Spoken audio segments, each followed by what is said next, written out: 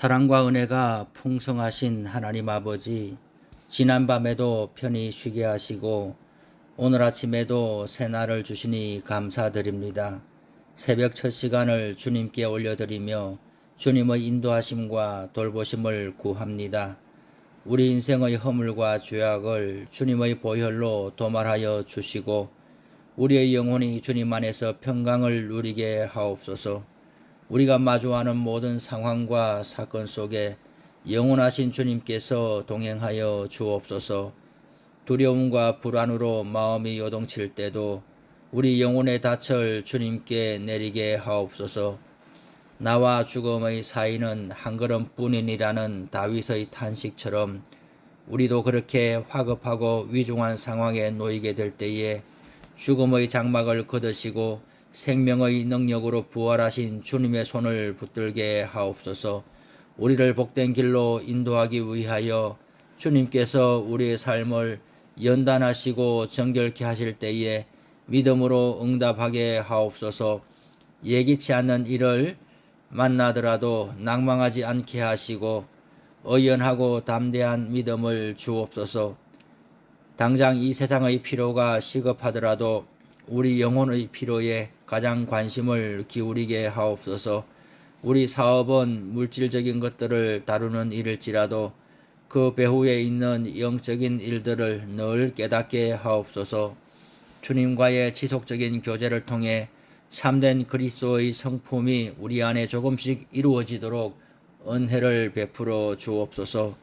감사하고 불평하지 않는 마음, 주님의 때를 인내하며 기다리되 주님의 부르심에는 즉시 응답할 수 있는 마음, 정의의 편에 설 줄 아는 담대함, 유혹에 빠지지 않도록 대비하는 마음, 몸의 연단을 자처하는 태도, 엄격하리 많지 진실한 자세, 대접을 받고자 하는 대로 남을 대접하는 마음, 성급한 판단을 삼가는 자비의 마음, 성급하게 말하지 않고 침묵할 수 있는 태도, 우리에게 잘못한 모든 사람들을 용서하는 마음, 우리보다 더 약한 사람들을 향해 친절을 베풀 줄 아는 마음, 이러한 성품이 우리 안에 형성되도록 은혜를 베풀어 주옵소서. 병원에 입원하여 수술한 후에 회복을 기다리고 있는 장로님, 권사님이 계십니다. 정밀 검진을 받으면서 진료 중에 계신 장로님이 계십니다. 암 진단을 받고 큰 충격에 빠졌으나 곧 마음을 새롭게 하고 믿음으로 주님께 의지하고 기도하는 성도님도 있습니다. 점점 병약해지는 몸을 추스르며 조금이라도 예배의 자리, 기도의 자리에 머물고자 분투하는 분들도 있습니다. 자녀들의 아픔을 가슴으로 떠안으며 오늘도 눈물의 기도를 올리는 성도님들, 직장과 사업의 실직과 이직으로 인해 기도하는 성도님들이 있습니다. 불쌍히 여겨주시고 응답해 주옵소서. 특별히 조금 전에는 손인범 장로님의 발인 예배를 교회장으로 드렸습니다. 성도님들의 배웅을 받으며 마지막 장례 절차가 진행 중에 있습니다. 강경숙 권사님과 자녀들 유족들을 부활의 소망으로 위로하여 주시고 장로님께서 주님의 몸된 교회와 선한 일을 위하여 행하신 모든 행적들을 기억하여 주시고 연락하여 주옵소서. 믿음의 결국은 곧 영혼의 구원이라고 하신 말씀을 기억합니다.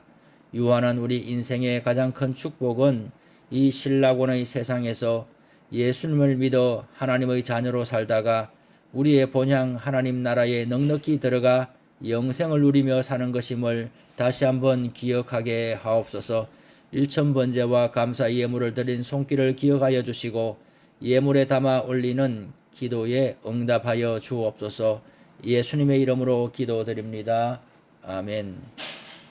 오늘 본문은 민수기 5장부터 8장까지입니다. 먼저 5장에는 거룩하신 하나님이 이스라엘의 진영 가운데 거하시기 때문에 진영 전체에서 부정함을 제거해야 합니다. 부정한 자는 진영에서 내보내고 이웃에게 지은 죄는 속죄해야 합니다. 1절에서 3절은 이렇게 말씀합니다. 여호와께서 모세에게 말씀하여 이르시되 이스라엘 자손에게 명령하여 모든 나병 환자와 유출증이 있는 자와 죽음으로 부정하게 된 자를 다 진영 밖으로 내보내되 남녀를 막론하고 다 진영 밖으로 내보내어 그들이 진영을 더럽히게 하지 말라. 내가 그 진영 가운데 거하느니라 하시매. 나병, 악성 피부병과 유출증과 죽음은 부정해진 세상의 대표적인 부정함이기 때문에 하나님은 그것들로 인해 더러워진 사람들을 진영에서 내보내라고 명령하십니다. 하지만 하나님은 부정한 사람을 격리하는 방식으로 부정의 문제를 매듭짓지는 않으십니다. 예수 그리스도의 완전하고 영원한 희생제사를 통해 그들에게 부정함을 없애고 그들을 하나님 곁으로 이끄시는 길을 선택하셨습니다. 예수님은 나병 환자와 혈루증 앓던 여인을 고치시고 죽은 사람을 살리심으로 자신이 죄가 초래한 모든 부정함을 없애는 메시아임을 드러내셨습니다. 하나님의 계획과 그리스도의 희생을 통해 누구든 하나님께 나올 수 있게 되었고 하나님께 나온 우리는 죄와 질병과 죽음, 우리를 부정하게 하는 모든 일그러짐이 사라진 날을 기다리는 삶을 살게 되었습니다. 이것이 부정의 문제에 관한 거룩하신 하나님의 결론입니다. 5절에서 10절에서는 타인에게 해를 끼치는 죄를 하나님께 거역하는 죄로 간주하십니다.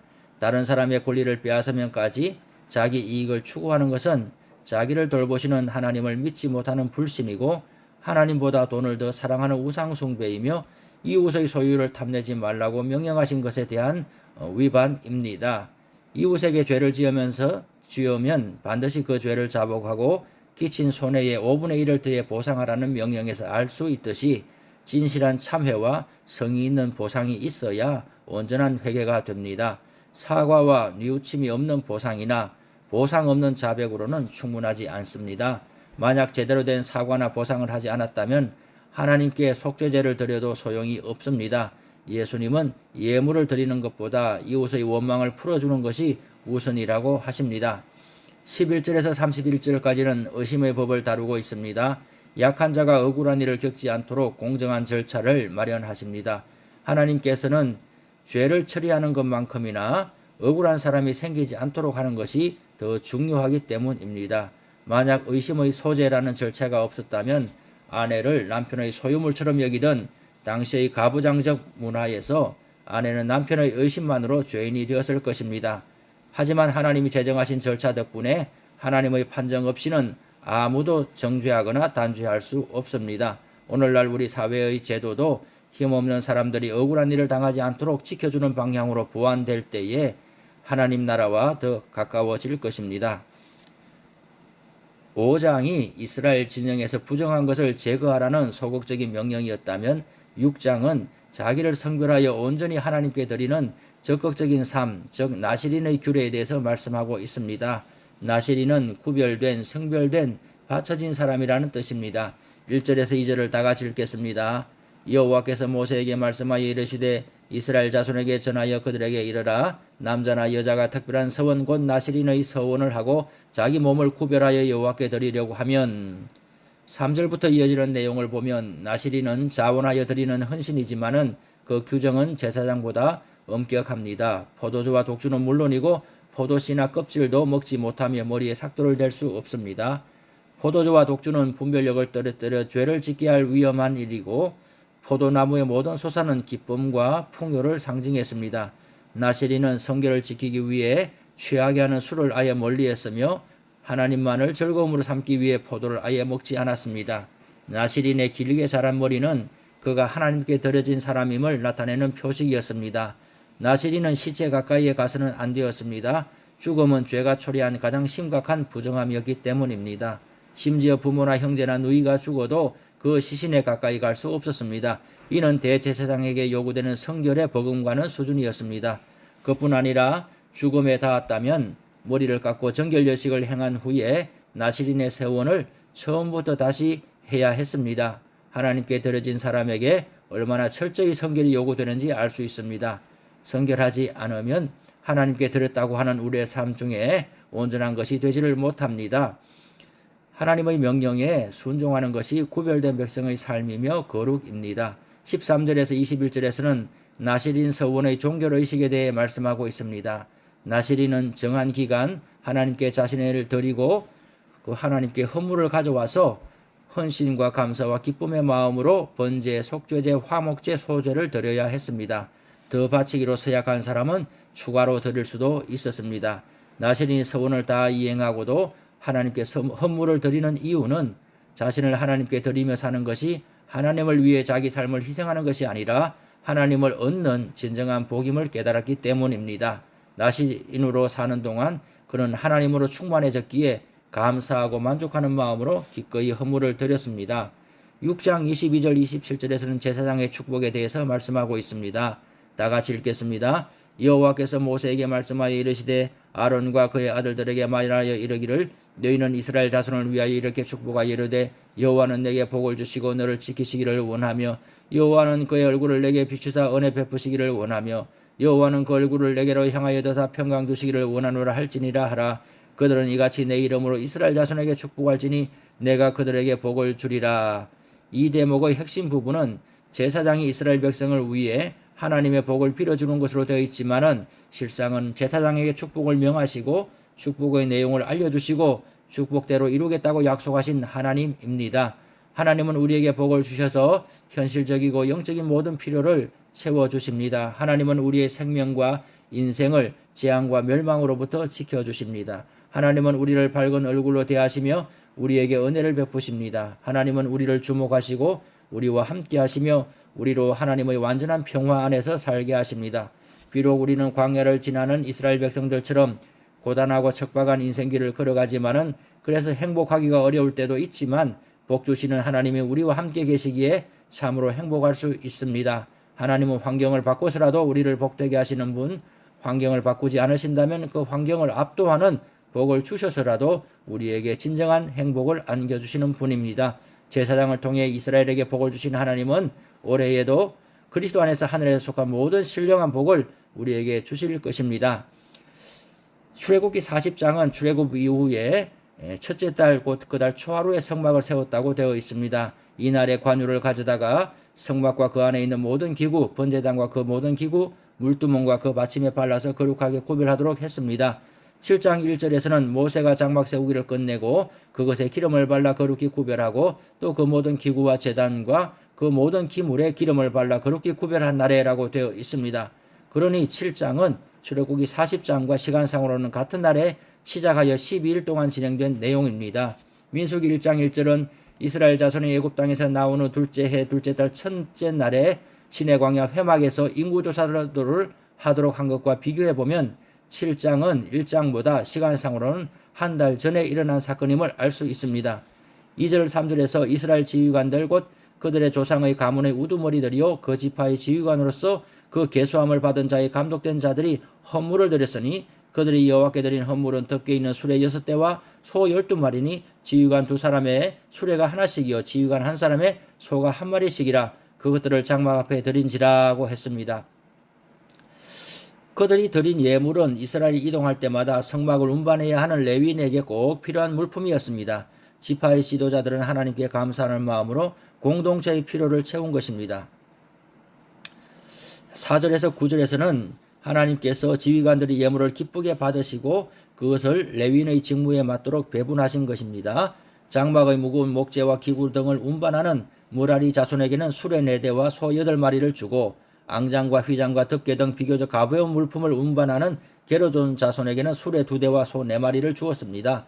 성물을 어깨에 메고 나르는 역할을 맡은 고핫 자손에게는 아무것도 주지 않았습니다. 공동체의 자원을 사역의 성격에 맞게 사용해야 합니다. 사역의 성격을 고려하지 않은 채 기계적인 형평성은 오히려 더 불평등을 낳을 수가 있습니다. 10절에서 11절에서는 제단의 기름을 바르던 날에 지휘관들이 제단의 봉헌을 위하여 헌물을 가져다가 그 헌물을 제단 앞에 드리니라. 여호와께서 모세에게 이르시기를 지휘관들은 하루에 한 사람씩 제단의 봉헌물을 드릴지니라고 했습니다. 12지파 지휘관들은 유다 지파에서 시작하여 납달리 지파까지 진영 편성과 행군 순서에 따라서 차례로 봉헌하였습니다. 이처럼 똑같이 반복되는 내용임에도 12지파 이름이 일일이 기록된 것은 성막 운영을 후원하고 성막 예배에 참여하는 일에 한 지파도 빠짐없이 한 마음이었음을 보여줍니다. 이처럼 모든 지파가 빠짐없이 아낌없이 드릴 수 있었던 것은 성막을 통해서 하나님과 이스라엘의 친교를 나누는 것이 하나님의 바람이자 출애굽의 목표임을 깨달았고 하나님을 모시고 그분의 백성으로 사는 것이 큰 특권임을 알았기 때문입니다. 헌금이든 후원이든 몸의 섬김이든 받은 은혜에 비해 너무 부족하다고 인정하는 겸손이 있을 때에 기꺼이 그리고 넉넉히 드릴 수가 있는 것입니다.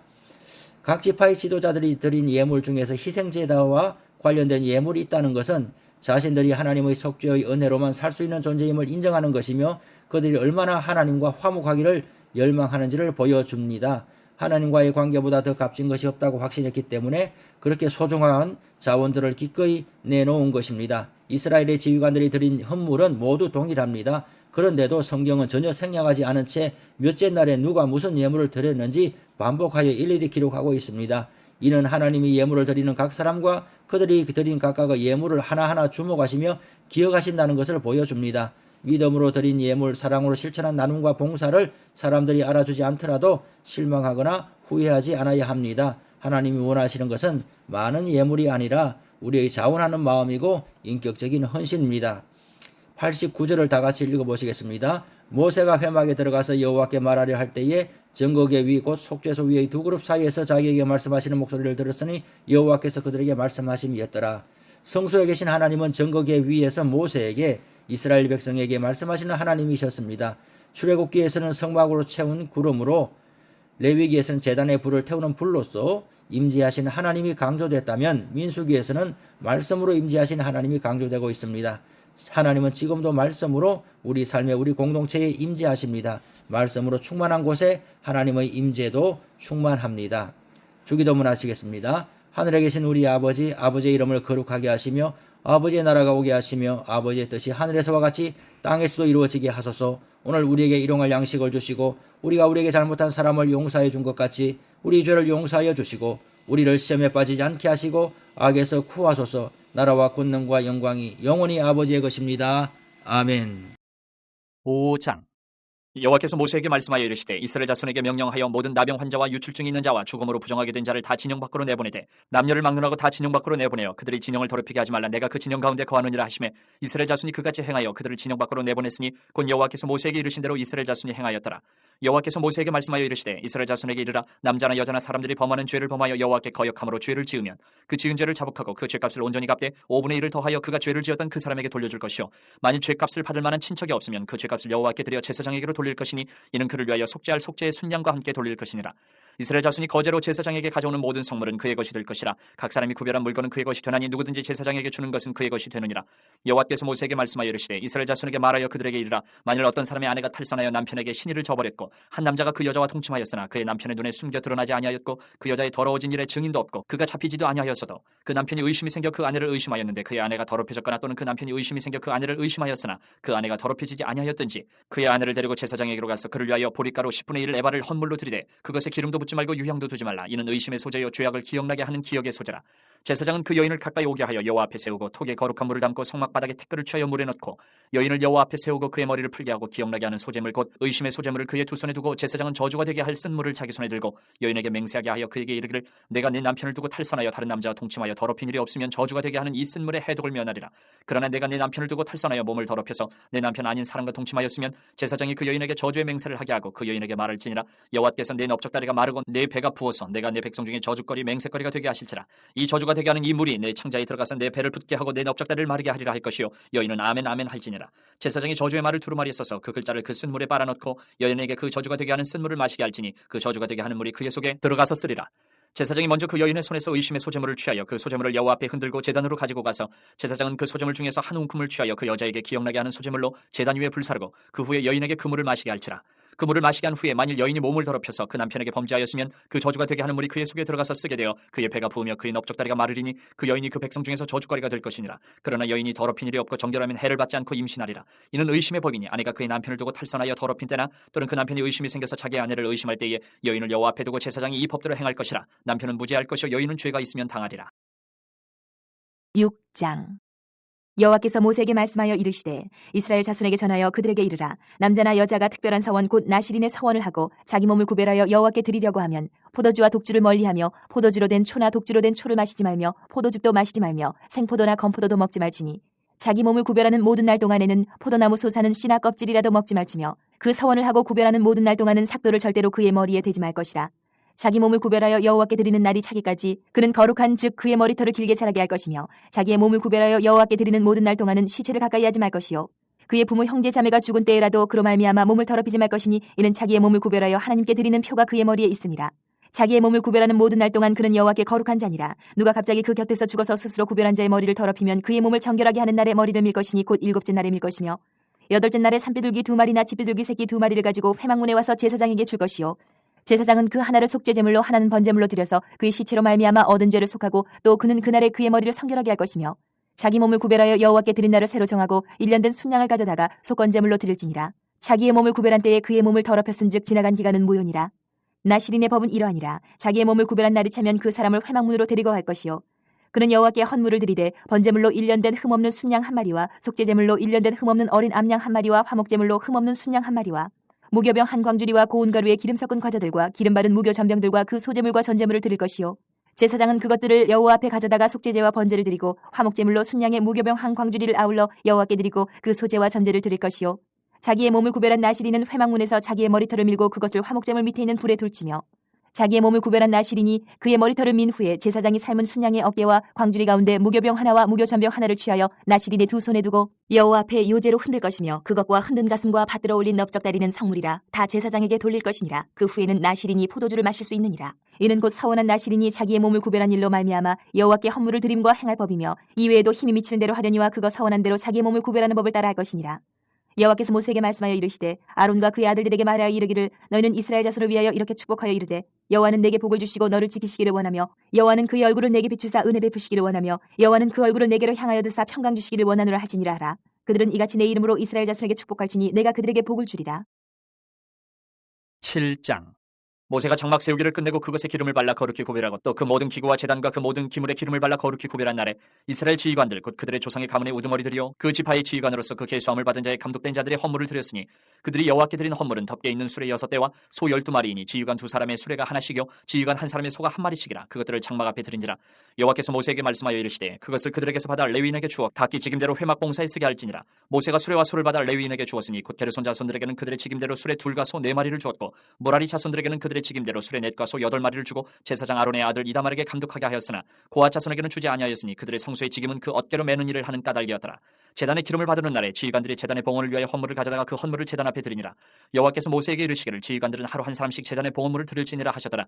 첫째 날에 헌물을 드린 자는 유다지파 암미나답의 아들 나손이라. 그의 헌물은 성소의 세겔로 130세겔 무게의 은반 하나와 70세겔 무게의 은발이 하나라. 이 두 그릇에는 소제물로 기름 섞은 고운 가루를 채웠고 또 10세겔 무게의 금그릇 하나라. 그것에는 향을 채웠고 또 번제물로 수송아지 1마리와 순양 1마리와 1년 된 어린 순양 1마리이며 속죄제물로 순염소 1마리며 화목제물로 소 2마리와 순양 5마리와 순염소 5마리와 1년 된 어린 순양 5마리라. 이는 암미나답의 아들 나손의 헌물이었더라. 둘째 날에는 이사갈의 지휘관 수알의 아들 느다니엘의 헌물을 드렸으니 그가 드린 헌물도 성소의 세겔로 130세겔 무게의 은반 하나와 70세겔 무게의 은발이 하나라. 이 두 그릇에는 소제물로 기름 섞은 고운 가루를 채웠고 또 10세겔 무게의 금그릇 하나라. 그것에는 향을 채웠고 또 번제물로 수송아지 1마리와 순양 1마리와 1년 된 어린 순양 1마리이며 속죄제물로 순염소 1마리이며 화목제물로 소 2마리와 순양 5마리와 순염소 5마리와 1년 된 어린 순양 5마리라. 이는 수알의 아들 느다넬의 헌물이었더라.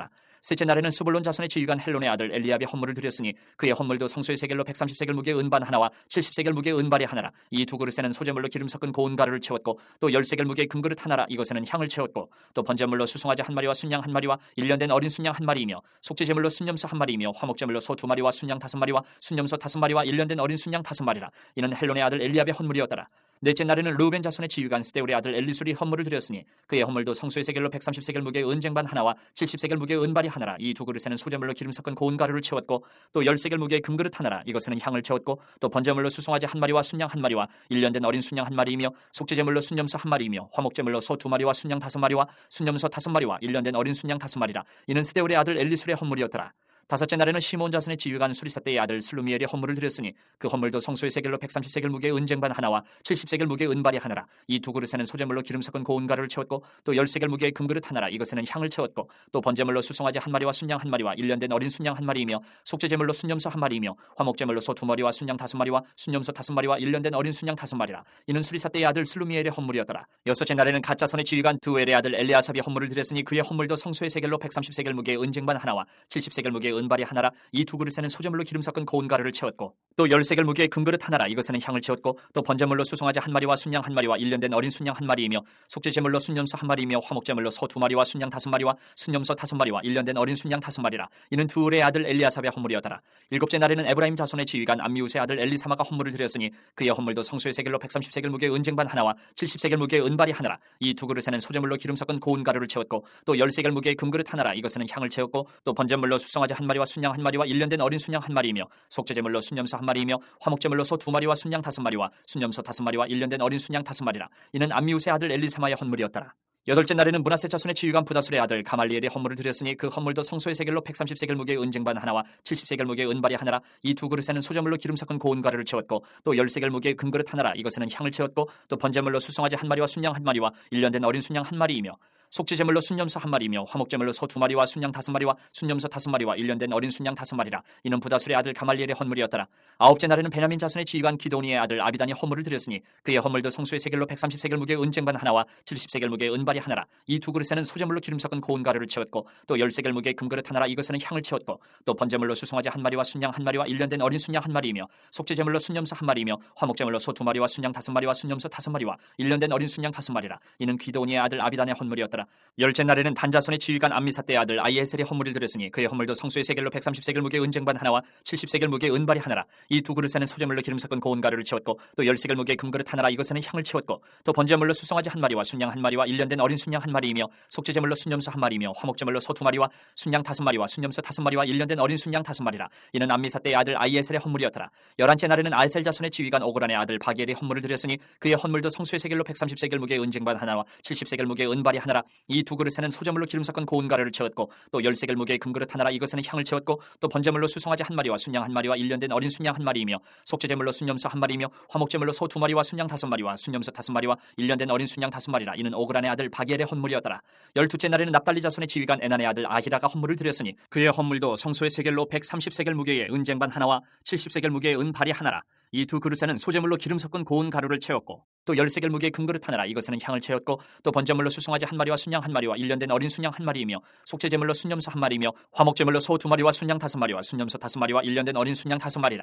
이는 에난의 아들 아이아레의 헌물이었더라. 이는 곧 제단에 기름 바르던 날에 이스라엘 지휘관들이 드린 바 제단의 봉헌물이라. 은쟁반이 12이요 은발이가 12이요 금그릇이 12이니 은쟁반은 각각 130세겔 무게요 은발이는 각각 70세겔 무게라. 성소의 세겔로 모든 기구의 은이 모두 2400세겔이요 또 향을 채운 금그릇이 12이니 성소의 세겔로 각각 10세겔 무게라. 그 그릇의 금이 모두 120세겔이요 또 번제물로 수송아지가 12마리요 순양이 12마리요 일년된 어린 순양이 12마리요 그 소재물이며 속죄제물로 순염소가 12마리이며 화목제물로 숫소가 24마리요 순양이 60마리요 순염소가 60마리요 일년된 어린 순양이 60마리라. 이는 제단에 기름 바른 후에 드린 바 제단의 봉헌물이었더라. 모세가 회막에 들어가서 여호와께 말하려 할 때에 증거가 위에 속죄소 위에 두 그룹 사이에서 자기에게 말씀하시는 목소리를 들었으니 여호와께서 그에게 말씀하심이었더라.